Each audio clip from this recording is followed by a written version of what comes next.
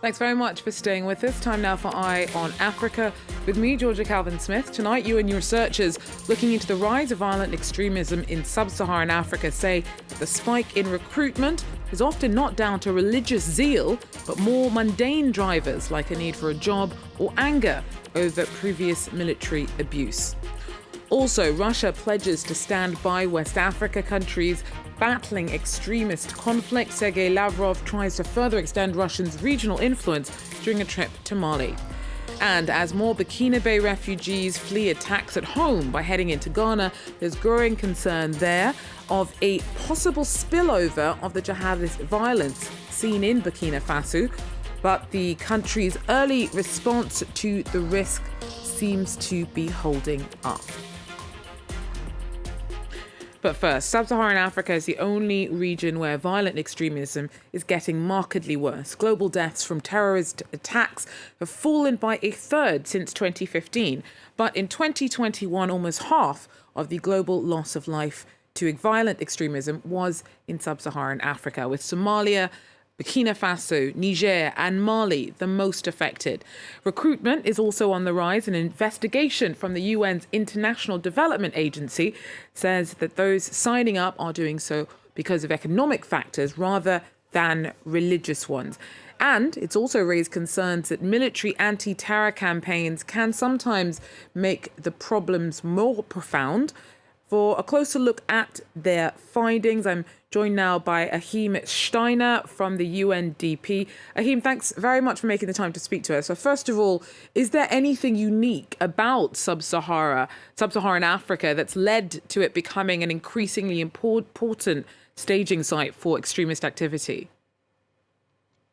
Well, I think in principle, one has to begin by answering no, because we have seen these phenomena also occur in other parts of the world. What I think in part is happening, however, is that in a number of African nations, the weakness of the state, the corrosion of that social contract between people and their governments have created the kind of space and the vacuum into which violent extremist groups can easily enter and essentially put down their roots. And that is what we have seen, particularly in the Sahel region, and even beyond that in recent years. Now, the report departs from some perhaps widely accepted assumptions about what can cause radicalism. And the insight that you have comes from interviews that you've done with thousands of combatants or former combatants.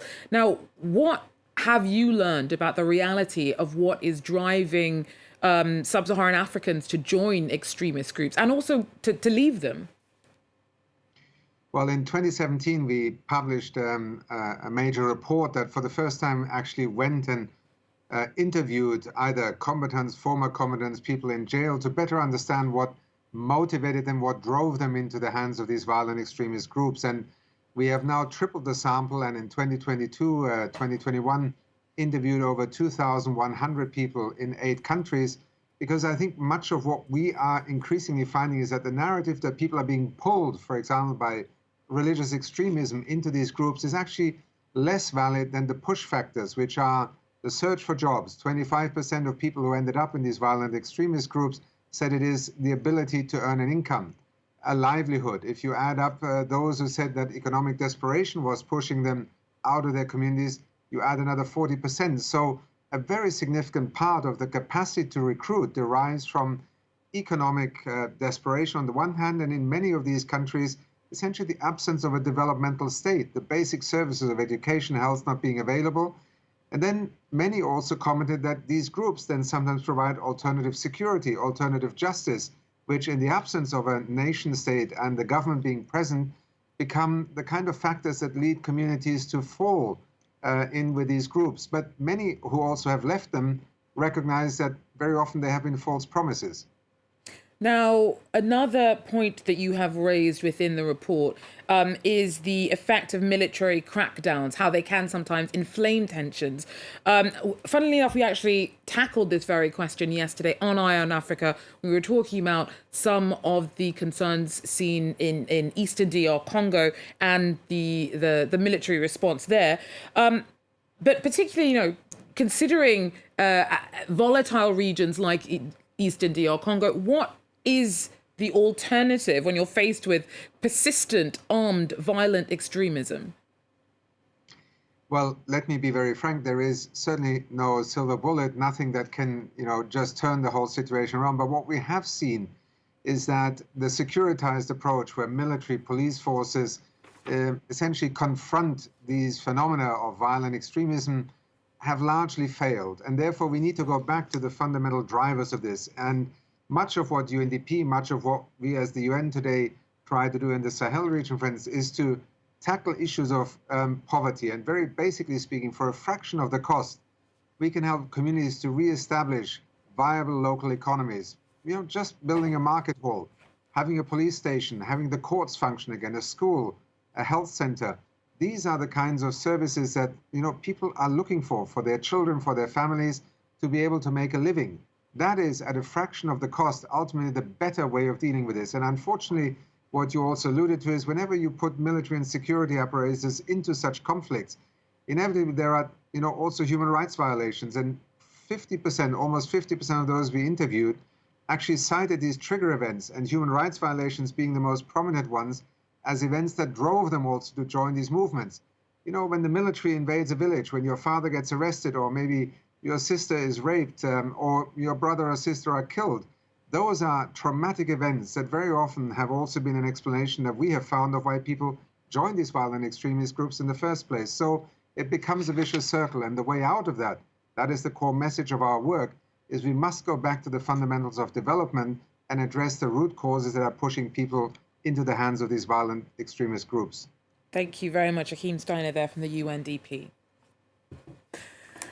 And Russia's foreign minister has pledged the Kremlin's help to West African states battling jihadism. Sergei Lavrov wrapped up talks in Mali on Tuesday during a visit aimed at expanding his country's influence on the continent. Both Mali and Russia are increasingly internationally isolated. Russia because of the war in Ukraine, and the Malian regime for perceived failures on human rights issues. Regional correspondent Sam Bradpiece talks us through.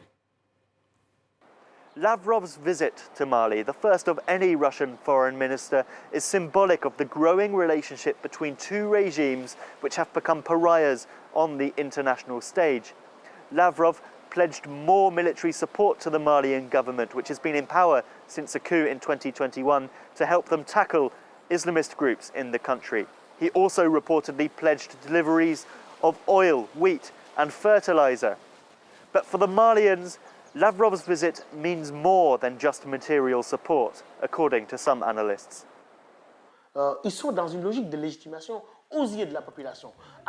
They're seeking legitimacy in the eyes of France.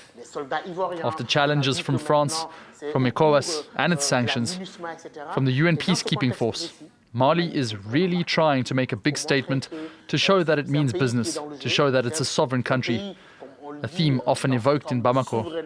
They want to show that today Mali is a sovereign country capable of choosing its own partners.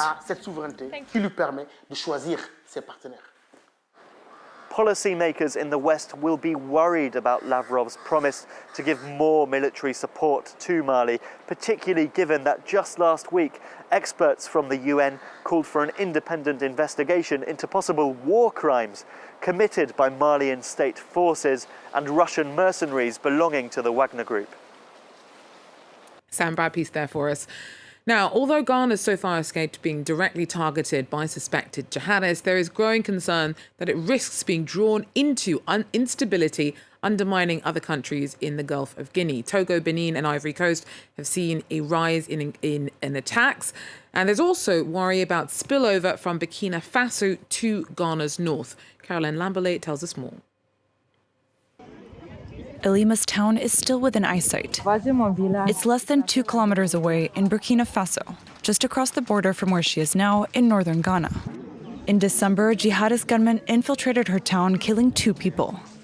Now, many are too scared to go back. It's my country, but now we're scared to be there. Burkina is no good anymore. People are being slaughtered like chickens. It's no good anymore. Her children still cross over to go to school in their old town, but at night, they come back to Ghana. The authorities say the presence of these refugees has got people in Ghana worried about what could be in store for them. Thousands of people have been killed in Burkina Faso over the past years. 2 million have been displaced. The country is grappling with a jihadist insurgency which spread into the country from neighboring Mali. Now, Ghanaian officials say they're mobilizing the army, police, and immigration authorities to help control the porous border. They warn of the consequences should the violence spill over into Ghana. If we have an insecurity like, the other countries are having, is basically going to tear Ghana apart, because Ghana is, remember, we have over 1,500 ethnic groupings, and we are all knitted together and living together. So if they are able to, use a particular ethnic group and they are fighting against the other groups, you can just imagine what is going to happen. The authorities say they're not taking any chances. For now, there still hasn't been a direct attack on Ghana.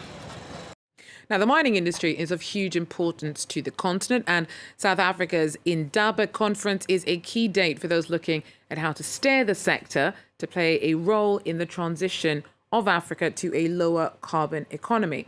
But South Africa's own mining production has been hit hard by ongoing blackouts. Our team went to Cape Town to hear more about the highs and the hurdles ahead for the sector.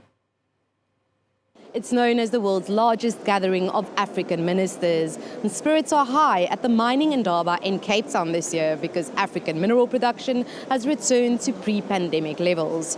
30% of the world's mineral resources are on the continent. In some parts of West Africa, political instability has enabled large-scale exploitation. And illegal gold mining is also a problem in the host country, South Africa.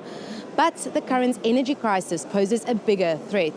The outgoing state power supplier's CEO gave investors some reassurance. There's more than 9,000 megawatts of new capacity that is either in the process of being built or in the process of going through engineering, financial close, and EIA processes to get connected to the grids. Around 10 billion rands worth of private investment into renewable energy is expected to make a large difference next year.